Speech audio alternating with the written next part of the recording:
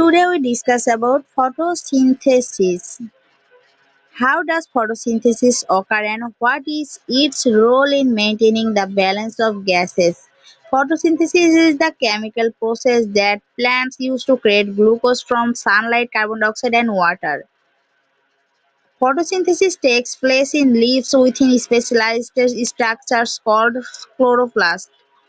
Inside chloroplast are chlorophyll green photosynthesis pigment whose job is to absorb. Do you think the rate of photosynthesis in a vegetarian leaf as shown here is as effective?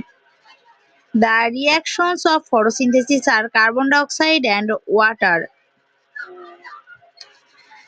Its products are oxygen and glucose. Chlorophyll and sunlight are neither reactions nor products. They are not speed up or created in the level. Given all the information, can you write a word equation for photosynthesis? Reactions, that means carbon dioxide plus water, that means oxygen plus glucose. Photosynthesis is a process that allows energy to be taken in the on earth.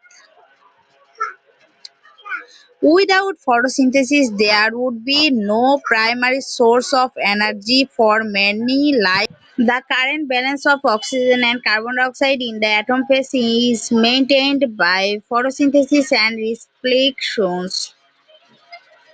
What happens to the delicate balance if we continue cutting down this? A recap: photosynthesis is the conversion of light energy into chemical energy in the form of glucose.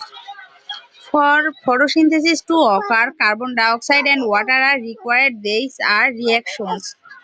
How might changing atmosphere carbon dioxide leaves affect the rate of photosynthesis?